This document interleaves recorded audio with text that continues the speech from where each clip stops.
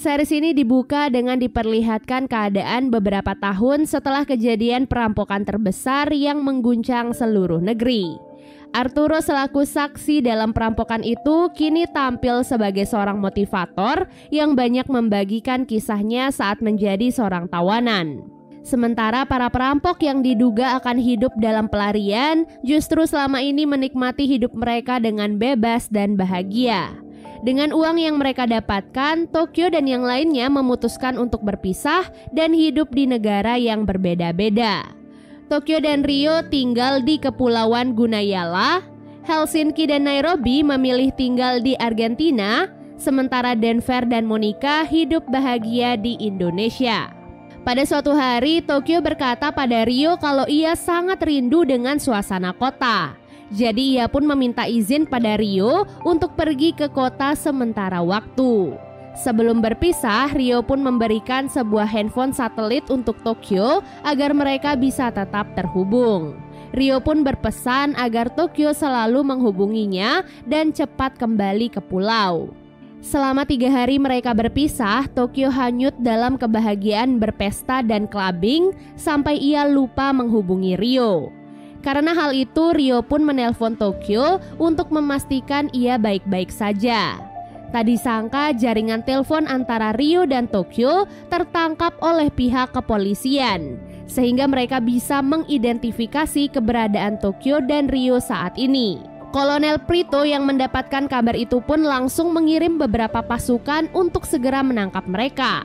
Rio dan Tokyo yang masih sibuk berbincang sama sekali tidak menyadari kalau mereka sedang dalam bahaya. Sampai akhirnya Rio pun melihat beberapa kapal patroli bergerak ke arah pulau tersebut. Ia pun langsung menyuruh Tokyo untuk segera kabur. Lalu Tokyo pun segera berlari menghindari para polisi yang mengejarnya. Karena sudah terbiasa menjadi buronan polisi, jadi Tokyo sudah cukup berpengalaman dan berhasil kabur dari para polisi tersebut. Sementara di pulau, Rio tak sanggup menghentikan para polisi, jadi ia pun membiarkan dirinya ditangkap begitu saja. Setelah berhasil lolos, Tokyo teringat pada perkataan profesor sebelum mereka berpisah. Saat itu, profesor sempat memberikan nomor telepon yang bisa mereka hubungi saat dalam keadaan terdesak. Dan benar saja, setelah menghubungi nomor tersebut, Tokyo dijemput oleh seseorang dan dibawa ke Thailand. Nah, di sanalah Tokyo akhirnya bisa bertemu dengan profesor. Setelah sekian lama tak bertemu dengan profesor, Tokyo pun langsung memeluk profesor dengan sangat erat. Kalian masih ingat kan di akhir season 2 kemarin Profesor sempat bertemu dengan Rachel. Nah, setelah pertemuan itu Profesor, Rachel dan keluarganya tinggal di Thailand. Oleh sebab itulah Tokyo pun dipertemukan dengan Rachel yang berada di sana. Namun Tokyo dan Rachel malah bertengkar karena hubungan masa lalu yang kurang baik.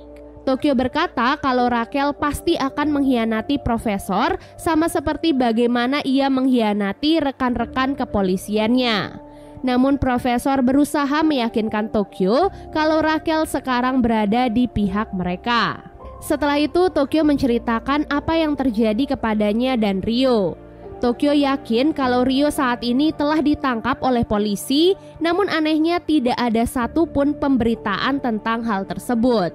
Rachel yang mendengar hal itu berkata kalau kemungkinan besar Rio saat ini sedang disiksa oleh oknum polisi yang ingin menggali informasi darinya. Karena hal itu, profesor pun memutuskan untuk mengumpulkan semua anggotanya untuk membahas hal tersebut. Dan benar saja saat itu Rio terlihat diikat di sebuah tempat dengan luka di sekujur tubuhnya. Singkat cerita, Profesor dan Tokyo pun berhasil mengumpulkan semua anggotanya. Pada malam harinya mereka makan malam bersama sambil bercerita tentang kehidupan mereka saat berpisah. Lalu di tengah pembicaraan itu, Tokyo pun mengatakan kalau Rio saat ini telah ditangkap oleh polisi. Semua anggota pun terdiam mendengar perkataan Tokyo. Profesor lalu berkata kalau tujuannya mengumpulkan mereka semua adalah untuk menyelamatkan Rio. Denver yang mendengar hal itu langsung protes karena ia tak mau lagi berurusan dengan polisi apalagi meninggalkan anaknya. Kemudian Rachel pun keluar dan memperkenalkan dirinya sebagai bagian dari anggota. Profesor pun melanjutkan kalau mereka semua adalah keluarga yang harus saling membantu. Seperti halnya Berlin, Moskow, dan Oslo yang mengorbankan dirinya untuk keselamatan para anggota. Mendengar hal itu, para anggota pun tersentuh dan langsung setuju untuk bergabung dengan rencana Profesor. Setelah kesepakatan itu, Profesor memikirkan rencana perampokan besar lainnya untuk menarik perhatian polisi, di mana dalam perampokan kali ini tak tanggung-tanggung mereka akan merampok emas cadangan nasional di dalam Bank Spanyol. Scene lalu beralih memperlihatkan situasi saat 5 tahun silam. Jauh sebelum perampokan di percetakan uang, Profesor datang ke kota dan bertemu dengan Berlin. Saat itu Berlin terlihat sangat dekat dengan Profesor sampai Berlin menganggap Profesor sebagai adiknya sendiri.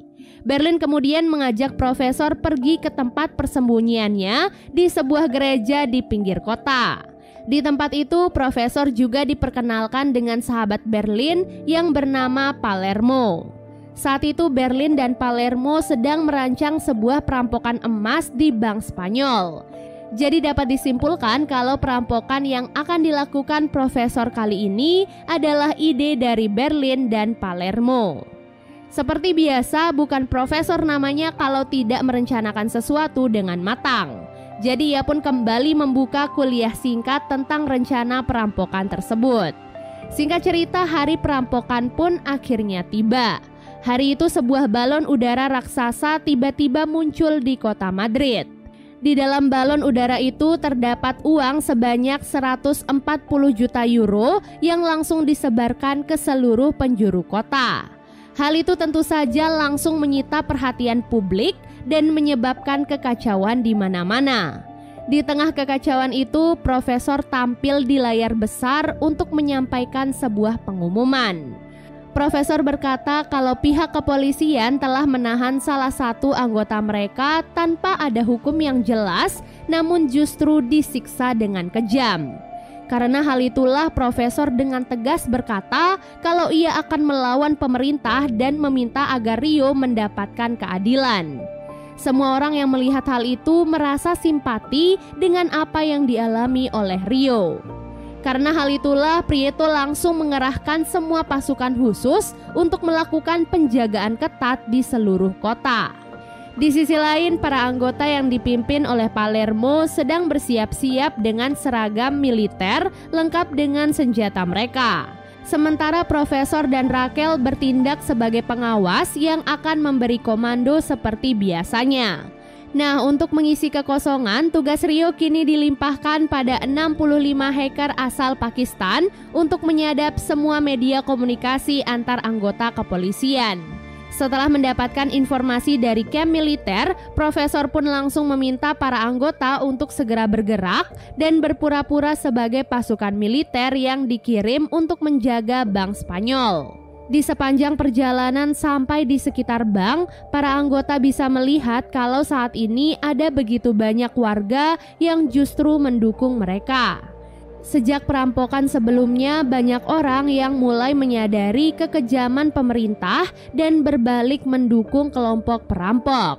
Scene lalu beralih memperlihatkan saat Profesor sedang berdebat mengenai rencana perampokan dengan Berlin dan Palermo. Saat itu, Profesor merasa tidak yakin kalau perampokan di Bank Spanyol dapat berhasil. Pasalnya, berangkas emas di bank itu berada 48 meter dari permukaan tanah, di mana jika pintu berangkas itu disentuh, maka air otomatis akan keluar dan memenuhi seisi berangkas. Lantas, langkah apa ya kira-kira yang akan diambil oleh Profesor? Setelah itu, para anggota pun sampai di gedung Bank Spanyol dan dipersilahkan masuk. Sebelum memasuki gedung, para anggota sempat memasangkan beberapa bom di pintu utama dengan memanfaatkan kerusuhan antara masyarakat dan polisi. Nah, bom itu kemudian diledakkan oleh Palermo untuk menciptakan spekulasi kalau gedung tersebut sedang diserang, sekaligus menjadi pertanda kalau perampokan itu resmi dimulai. Akibat ledakan itu, sistem keamanan bank otomatis diaktifkan dan pintu penjagaan pun ditutup dengan rapat. Selanjutnya, Tokyo dan Nairobi ditugaskan untuk menjemput gubernur Bank Spanyol di ruangannya. Namun ternyata proses penjemputan itu tidak berjalan dengan lancar. Pasalnya di dalam ruangan gubernur bank terdapat beberapa pengawal dengan senjata lengkap yang siap melindungi gubernur.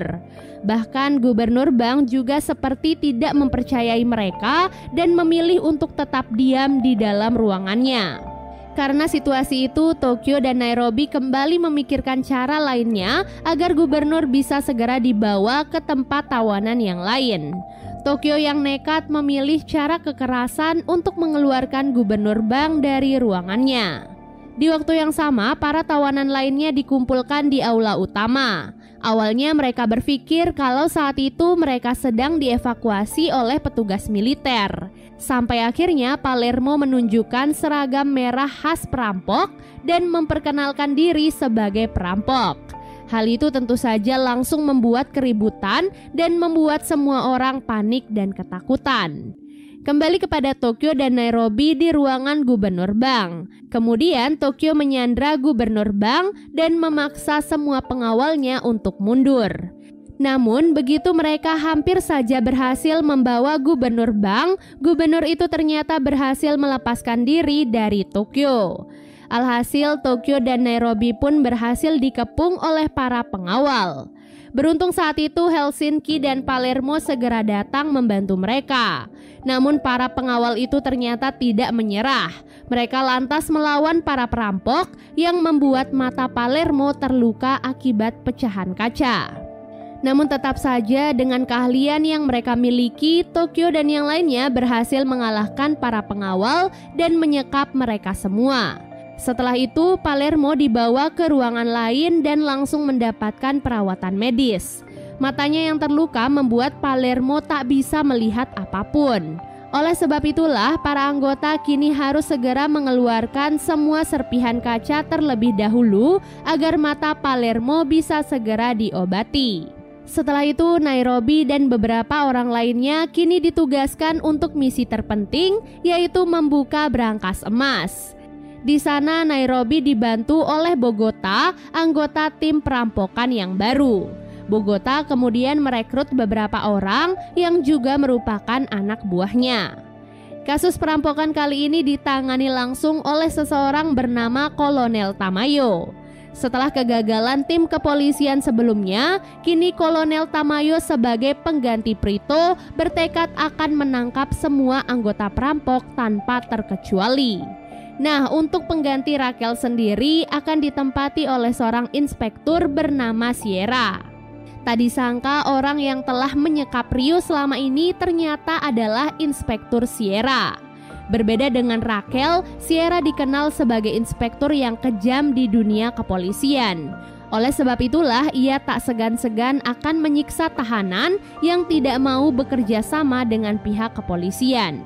Di dalam ruangan brankas, Nairobi, Bogota, dan yang lainnya bersiap-siap untuk misi yang sangat penting. Kali ini mereka hanya memiliki waktu 16 menit untuk membuat lubang di brankas tersebut. Karena begitu pintu brankas itu disentuh, air akan otomatis keluar dan memenuhi brankas tersebut. Setelah membuat lubang, mereka langsung memasangkan tabung oksigen raksasa pada lubangnya, di mana tabung itu nantinya akan menjadi pintu masuk untuk mereka. Setelah itu, Bogota ditugaskan masuk untuk menonaktifkan air yang keluar dari dalam brankas sebelum air itu keluar dan menghanyutkan mereka. Beruntung, Bogota berhasil menonaktifkan air itu sebelum waktunya habis. Kemudian Nairobi masuk ke dalam brankas dan melihat begitu banyak tumpukan emas yang berada di sana. Nairobi dengan kegirangan langsung mengambil 2 emas dan menunjukkannya pada anggota yang lain. Setidaknya untuk saat ini misi terpenting sudah berhasil diselesaikan. Di tenda kepolisian, Kolonel Tamayo cukup cerdas menganalisis situasi sesuai dengan pengalaman perampokan terdahulu. Jadi ia pun meminta semua orang untuk segera menyerahkan handphonenya untuk menghindari penyadapan dari pihak perampok. Selanjutnya, Kolonel Tamayo meminta semua anggota pasukan khusus untuk bersiap di depan gedung karena pintu keamanan bank akan otomatis terbuka setelah 1 jam. Nah, kesempatan itu nantinya akan dimanfaatkan untuk melakukan penyerangan pada pihak perampok. Oleh sebab itulah, Profesor juga menghubungi para anggotanya dan meminta mereka untuk segera bersiap-siap. Di saat-saat inilah Profesor akan menelpon pihak kepolisian untuk bernegosiasi seperti biasanya. Dengan suara tenang, Profesor menelpon Prieto dan berbincang dengan Kolonel Tamayo. Tidak seperti Prieto, Tamayo bukanlah sosok yang mudah takut dan goyah. Ia sudah banyak mengamati Profesor dan anggotanya, jadi ia tidak peduli dengan semua ancaman Profesor. Setelah itu, Arturo juga didatangkan ke kamp kepolisian untuk dimintai keterangan mengenai para perampok. Jadi Tamayo berniat ingin menyerang pemimpin perampok agar para anggota yang lain lebih mudah untuk dikalahkan. Saat itu, Arturo yakin kalau pemimpin pengganti Berlin saat ini adalah Denver. Sementara di dalam gedung, para perampok berusaha memaksa Gubernur Bank untuk masuk ke dalam berangkas. Jadi untuk membuka sebuah pintu rahasia di dalam berangkas, mereka membutuhkan Gubernur Bank. Namun Gubernur Bank justru menolak masuk ke dalam berangkas dan membantu mereka. Hal itu pun membuat Denver marah dan menyerang gubernur tersebut. Tak disangka serangan Denver membuat Gubernur Bank pingsan dan tak sadarkan diri. Oleh sebab itulah Nairobi segera meminta yang lainnya mengambil peralatan kesehatan agar ia bisa menyelamatkan Gubernur Bank. Karena jika terlambat, Gubernur Bank akan mengalami serangan jantung dan meninggal dunia. Melihat situasi itu, Bogota langsung masuk ke dalam berangkas dan terpaksa meledakkan pintu rahasia berangkas. Karena itu adalah satu-satunya cara yang bisa mereka lakukan saat ini sebelum mereka dikepung oleh pihak kepolisian.